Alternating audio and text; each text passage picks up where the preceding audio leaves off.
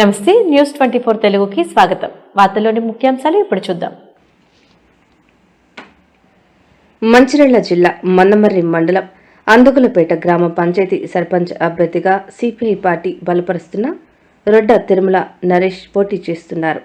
ఈ సందర్భంగా ఆయన మాట్లాడుతూ అందుకులపేట గ్రామ పంచాయతీ పరిధిలో ఉన్న ప్రజా సమస్యలు, మౌలిక అవసరాల పట్ల తనకు అవగాహన ఉందని, గ్రామ పంచాయతీ ప్రజలు తమతో వెన్నంటే ఉన్నారని, ప్రజలతో తాను అనుసంధానంగా ఉన్నానని, ఖచ్చితంగా అత్యధిక మెజారిటీతో గెలుస్తారని ఆశాభావం వ్యక్తం చేశారు.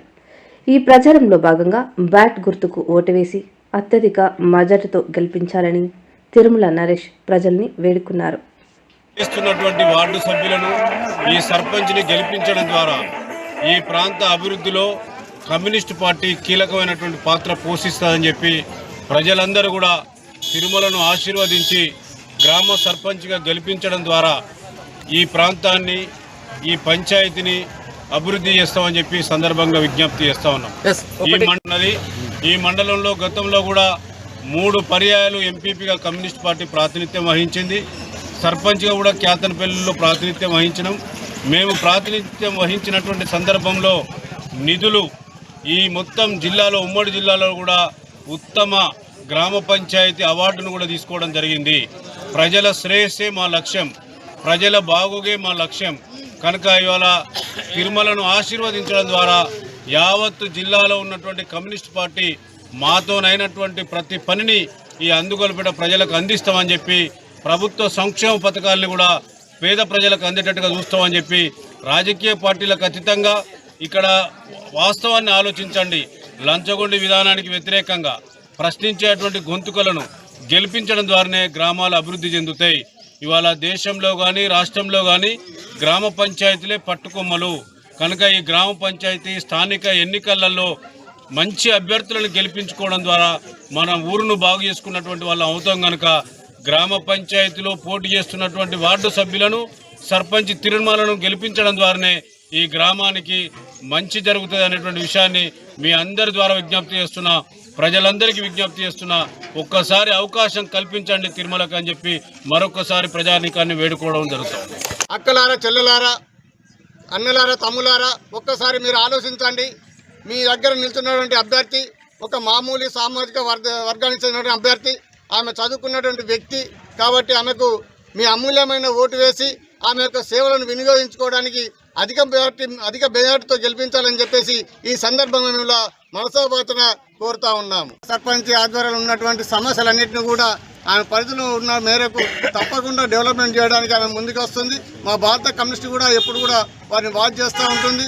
మనం పెట్టినటువంటి సర్పంచులు పనిచేస్తున్నారో లేదని కూడా భారత కమ్యూనిస్ట్ పార్టీ ఎప్పటికప్పుడు చేయడం జరుగుతూ ఉంది. ఇప్పటికి కూడా మేము పొన్నారంలో కూడా ఇప్పుడు సర్పంచ్ పోటీ చేశారు, తిరుపతి అని. మరి జోడపల్లి కూడా చేసి మేము అక్కడ 8 వార్డు మెంబర్ కూడా గెలవడం జరిగింది. ఉప సర్పంచ్ కూడా తీసుకోవడం జరిగింది. ఇప్పుడు బెల్లంపల్లి కాన్స్టిట్యూషన్లో ఈరోజు ఎలక్షన్ జరుగుతూ ఉన్నాయి. అక్కడ కూడా మాలగురియాల, పాత బెల్లంపల్లి కూడా సర్పంచ్గా గెలుస్తూ ఉన్నాం. తప్పకుండా ఈ యొక్క భారత కమ్యూనిస్ట్ పార్టీ ఎక్కడైతే ఉంటుందో అక్కడ కార్మిక కర్షకుల కొరకు వెన్నంటుండి వాళ్ళకున్న సమస్యలను, భూ సమస్యలు కానీ ఇతర సమస్యల కొరకు కొట్లాడడానికి సిద్ధంగా ఉంటాం ఎల్లప్పుడు కూడా. మంచిర్యాల జిల్లా మందమర్రి మండలం అందులపేట గ్రామ పంచాయతీలో మా భారత కమ్యూనిస్టు పార్టీ బలపరుస్తున్నటువంటి రొడ్డ తిరుమల నరేష్ గారులను మరి ఇక్కడ సర్పంచ్గా ప్రజాసేవ చేయడానికి నిలబెట్టడం అనేది జరిగింది. మేము గతంలో కూడా భారత కమ్యూనిస్టు పార్టీన ఇక్కడ లౌడ రాజకుమార్ గారిని నిలబెట్టి మరి అప్పుడు కూడా వారిని ఎంపీటీసీగా గెలిపించేసి మరి ఐసీఎంపీగా చేయడం అనేది జరిగింది. అదే స్ఫూర్తితోటి, అదే పద్ధతిలో ఈరోజు కూడా ఇక్కడ ఉన్నటువంటి మచ్చలేనటువంటి మహానుభావురాలు, మరి ఆమె చదువుకున్న వ్యక్తి, అన్ని విధాలుగా వారికి ఊరికి చేదోడు వాదోడుగా ఉంటారని, మరి గతంలో కూడా వాళ్ళ యొక్క కుటుంబ నేపథ్యం చూస్తే ఎలాంటి మచ్చలేనటువంటి వారు, ఈ ఊరిలో కూడా ఒక పెద్ద మనిషిగా ఉన్నటువంటి వారు. మరి వారికి ఎన్నో విధాలుగా ఈ ఊరిలో మంచి చెడ్డలకు వాళ్ళకు తెలిసి ఉన్నవి. అందరూ కూడా వారిని చాలా మంచివారు అని చెప్పేసి ఈరోజు చెప్తా ఉన్నారు. మరి అటువంటి వారికి ఇక్కడ ఉన్నటువంటి ప్రజలు కూడా వారు హారతులు పడుతూ ఉన్నారు.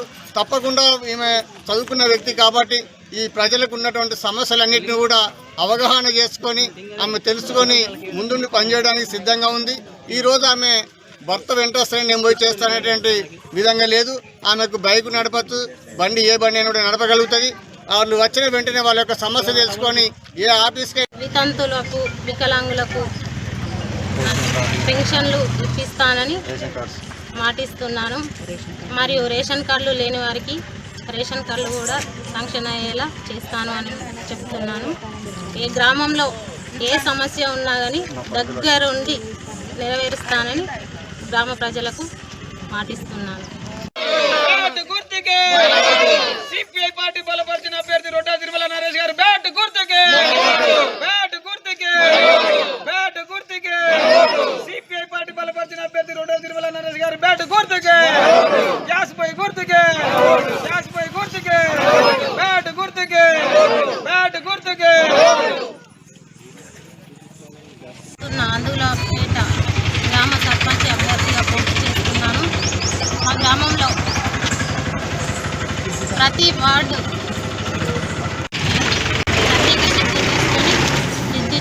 విద్యుత్ తెప్పిస్తానని హామీ ఇస్తున్నాను. అందుగులపేట గ్రామ ప్రజలందరూ అధిక మెజారిటీతో నన్ను గెలిపిస్తారని కోరుకుంటున్నాను. నా గ్రామ ప్రజలందరూ నా వెన్నంటూ ఉంటూ నన్ను ముందుకు నడిపిస్తూ నా బ్యాట్ గుర్తుకు ఓటేసి భారీ మెజారిటీతో గెలిపిస్తారని కోరుకుంటున్నాను. అవసరం ఎంతైనా ఉంది. ఆ యొక్క చట్టాలు ఉండడం వలన కేంద్ర రాష్ట్ర ప్రభుత్వాలకు నడ్డివిరిగే పరిస్థితి ఏర్పడుతుందన్న వాళ్ళు దురుద్దేశంతో ఈరోజు 4 చట్టాలుగా దాన్ని తయారు చేయడం జరిగింది. దాన్ని మేము పూర్తిగా వ్యతిరేకిస్తా ఉన్నాం. దాని మీద రానున్న రోజుల్లో కూడా వారు ఒక విరమించకపోతే ఉద్యమాలు కూడా చేయడానికి సిద్ధంగా ఉన్నామని చెప్పి ఈ సందర్భంగా తెలియజేస్తా ఉన్నాము. కార్మికులకు ఎప్పుడు కూడా అన్యాయం జరిగితే ఊరుకునేటువంటి భారత కమ్యూనిస్ట్ పార్టీ కాదు. కాబట్టి ఇలాంటి ఉద్యమానికైనా సిద్ధంగా ఉన్నాం, ప్రాణ త్యాగాలకైనా సిద్ధంగా ఉండి గతంలో కూడా తెలంగాణ సాయుధ పోరాటంలో కానీ తొలి మలిదశ పోరాటంలో కానీ మరి ముందుండి పోరాడి ప్రాణాలు అర్పించిన చరిత్ర ఈ భారత కమ్యూనిస్ట్ పార్టీకి ఉందని చెప్పేసి అందరూ తెలియపరుస్తూ ఉన్నాం. డ్రైనేజ్ సమస్య కానివ్వండి,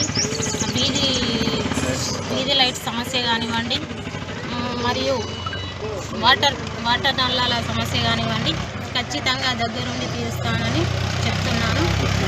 మరియు గ్రామంలో అతి ముఖ్య సమస్య అంటే పెద్ద ప్రజలకు మాటిస్తున్నాను. గ్రంథాలయాలు ఇంకా ఏ సమస్యలు ఉన్నా తీరుస్తానని హామీ